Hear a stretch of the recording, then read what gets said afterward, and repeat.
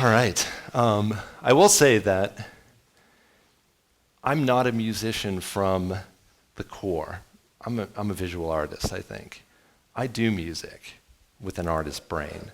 So music for non-musicians is really kind of a funny way of talking about me as a musician, whereas I don't feel like I'm a musician, although I have plenty of training to prove that I probably am. But the question is, where are we going? What is the future of music? How is music changing? And what are the options for us as we move ahead with art and music? And ultimately, what are teachers facing as they're starting to deal with a whole new wave of musicians? And I would like to say that I'm one of them, probably an older one, but I relate to 14-year-olds who are making music right now. So let's maybe just start with talking about what is music. Everything okay back there, guys? Okay. All right, so when we think about music, we think about that it's an art form, for one, whose medium is sound and silence. So for me, I think about a lot of different realities to that one definition. I think about traditional boy at a piano, girl at a piano, learning how to play classical music or learning to play a song. I think of rock bands. I think of like people out there shredding, heavy metal, fog lights, just craziness. I think of classical music. I think of very refined, historic music. And the same, I think of world music and the beautiful cultures and the music that they've contributed to all of us. But really these days, I think about this as like, this is where we're going, right? This is the new music. Because we're starting to lose our traditional aspects, and it's morphing in many different ways. Now, Richie Houghton, also known as Plastic Man, is a DJ/musician. He's not a DJ in the traditional sense. He's not going to play your wedding. But he uses the history and the styling of DJing mixed with live music to create an amazing atmosphere. Now, friends of mine, Bright Primate in Boston, use Game Boys, which, as everyone knows, is a video game. But these are old video game units. And what a lot of people are doing now is they're going into old computer systems and they're hacking into them and making music with them as new hybrid forms, because the sound palette within a Game Boy is something that a lot of us can relate to. I know I do, for sure. Growing up playing Nintendo and Super Mario Brothers, it's something very familiar. But when I think about sound and space, I also think about built space. I think about architecture. I think about what is the music of our surroundings. Me personally, I live in an area where my neighbors like to landscape quite a bit. And sometimes that sound reality is a cacophony of the lawnmower to the weed whacker to the leaf blower, and it's like this is all sound. This is all sound that's affecting us. It's music, and it's in the universe. And in a lot of ways, it's all an instrument, something like a modular synthesizer. It's all music. But in a lot of circles, it wasn't looked at as music. But I think that we're getting over the hump at this point. And we're starting to engage in a new hybrid form of art, which is in a lot of ways very beautiful. One that was very difficult for people before me to talk about in the public realm or even get accepted. It was a very exclusive art form. And one of the things I'm going to talk about is the exclusivity of this art form was very depressing, really. It was kind of like being over in a dark corner because you're doing beautiful music, doing beautiful art, and no one cares because it wasn't the norm. And the internet is changing all of this, which is I'm going to talk about this quite a bit. So let me just talk a little bit about my happy accident. So when I was young, and I'm very lucky, I feel very lucky because I grew up with tape decks and boom boxes and samplers, right? All the really cool stuff that has pretty much revolutionized music since the 70s. And I used to make mixtapes because I wasn't, going to go out and buy every endless single that was coming out. So I had one tape, and I would tape over it, and all of a sudden it would be a pastiche of maybe the past year of my life. And what I was realizing, though, when I was doing this was that there was no exact science to this. So I would record a song, I would stop it, I might let a few seconds go by, hit record again and do another song. But there was a moment in between those two songs that was yet another song, right? And as I started listening back to these tapes, it'd be playing a song, then something else. And I started hearing rhythms in that. But I didn't see that as music. I just thought that that was kind of a happy accident. It was kind of interesting. But where could I go with that? Anyways, never thought to pursue that as an art form. I took traditional guitar lessons, played piano with my grandmother, learned by all Berkeley graduates. I was very fortunate in my community that Berkeley grads just flooded there and would teach us, right? So I had the greatest contemporary guitar teachers. And I did a recording assignment once because I wanted to learn the blues. So it was early on, and they said, hey, if you want to learn how to solo, like B.B. King or something, or Albert Collins or Eric Clapton, record on one side of a tape a blues progression, and then solo over it. So anyways, I get my tape deck, I start recording, 40 minutes later, I'm still playing this progression. Stop, okay, cool, rewind, I'm just gonna start playing some guitar solos over it. And I started thinking to myself, the recording is the art for me. I'm less interested in that final product. I was really interested in the recording process. So fast forward, I started really thinking about sound as a canvas and really thinking about how can traditional music and the idea of texture create some art. So for years I've been doing these little experiments, and the Lynn Museum asked me if I would do a piece about the Stone Tower, which is a very historic lookout tower in the Lynn Woods. So I started thinking to myself, all right, how am I going to do this? What are the traditional ways of making a song? Do I look up the history, write lyrics? It's not my style, really. Do I go up there and take a mini tape recorder and just tape the birds chirping, or maybe the sound of wind, which sounds like everything, it's white noise or whatnot, and it's not very interesting.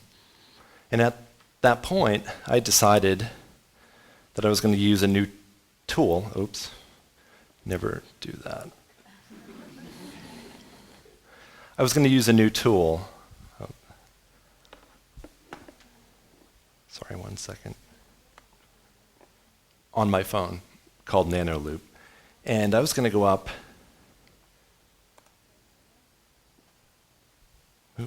I was going to go up and record the sound of. Guys, can I get sound on? Oh, here we go.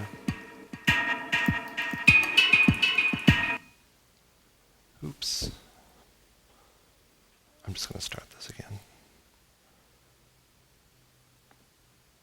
This is what I get for being a tech guy. I wanted to go up into this tower, and I wanted to record the sound of the tower.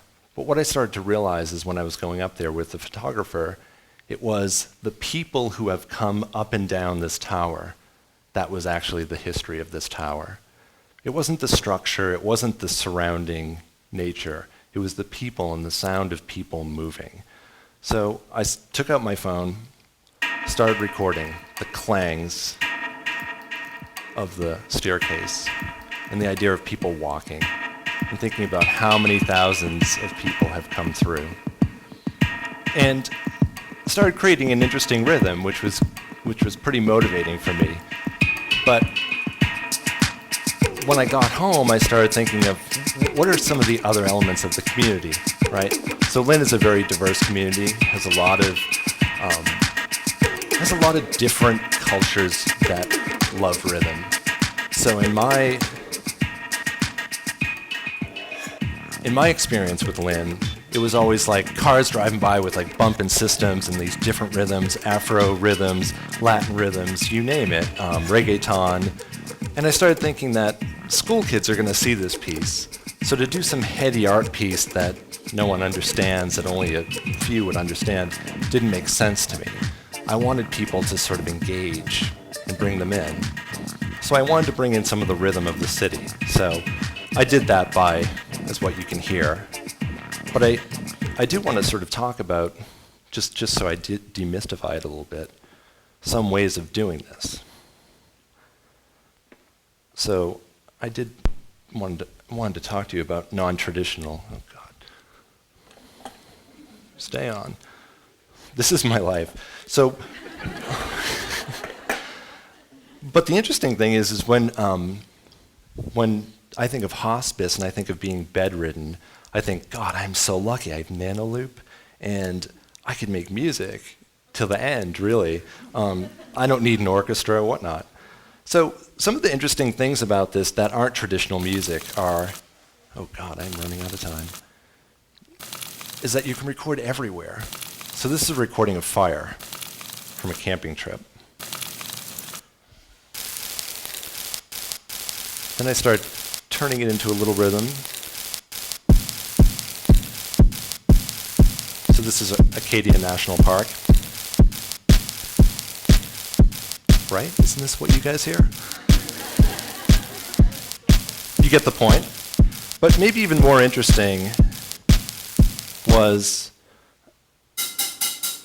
a day not too long ago where Juliet, who's in the audience, was making a cake. And I started hearing her whisking. Started thinking to myself, oh, this is good, this is going to make a good rhythm. So I start recording, right?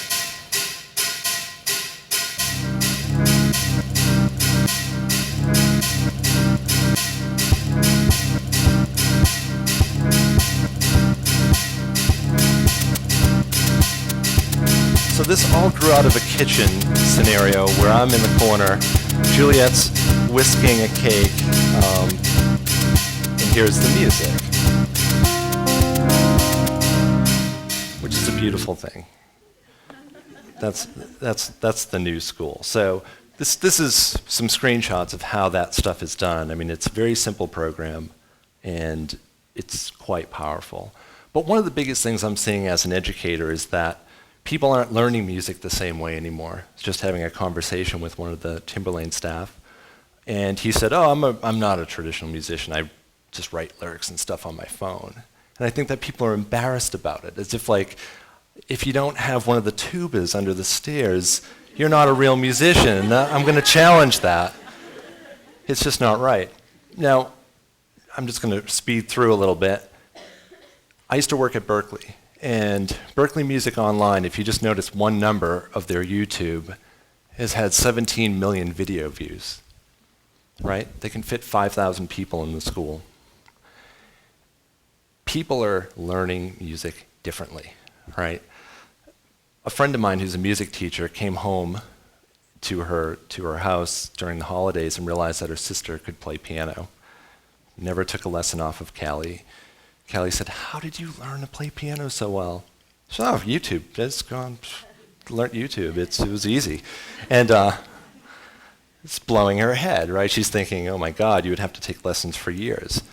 People are really, really taking to online education, especially for music. This is a screenshot of GarageBand. GarageBand, I think, is the single most influential program in music at this point.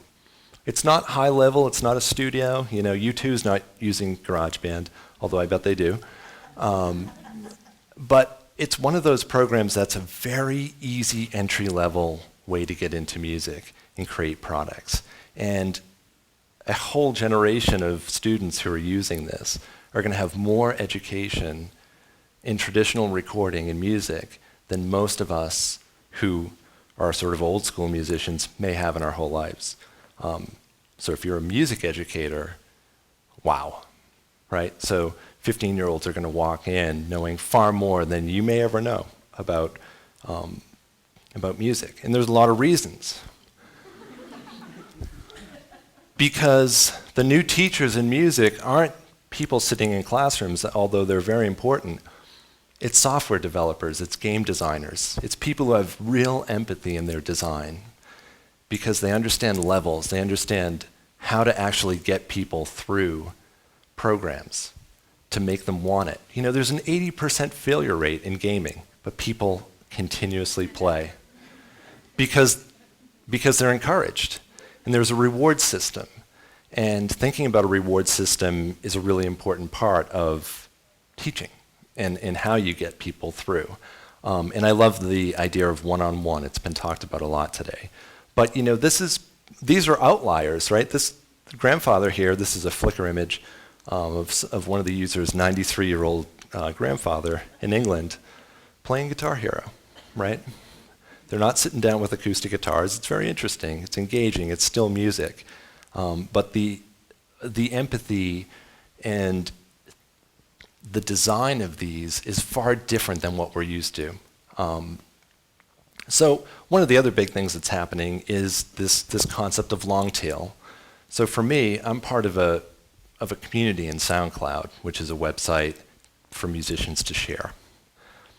I know people all around the world who ask me to do remixes. We collaborate, we talk. For this interview, for this talk, I actually talked to one of the 18-year-olds who I do music with on Nanoloop, and just asked him about sort of what is it, what's going on, and he said, both my parents are teachers. I go to school, I like it. He said, but our teachers, they can't keep up. They can't keep up with us, but I have compassion. I have a lot of respect for them. And it blew my mind, because I'm then thinking to myself, God, my college students probably feel the same exact way. It's like I'm outdated software. But I think that there's a bigger thing at play right now, is that before, in the big band era, the Rat Pack would go to Vegas and there'd be an orchestra, and they'd make a killing there. Now it's one guy, it's Deadmau5, and he makes 4 times as much because he has low overhead. His equipment's cheaper. Taking him to go somewhere else is far cheaper than taking 50 people. And it's the economy. The economy is driving us into a new arts economy. Kickstarter, for example, there's a music version, and it's called Pledge Music. Pledge Music is based on sort of you connecting with your audience. So if you have an engaged audience, you can actually make some money in music these days. The idea of selling CDs and whatnot, that's gone. We all know it's dead. It's a relic of the past, and it's an unfortunate thing, but it's where we're at. But I'm running out of time, so I should probably conclude with the fact that I think people who are thinking about themselves as non-musicians should think about context and what you make music for. Composers made music for big halls. Now, at this point, when you see everyone with their white earbuds or downloading it or playing it through tinny speakers, that's our new audiences, right? That's our new reality of consumption. So what type of music goes for that? It's really anyone's guess. So, thank you.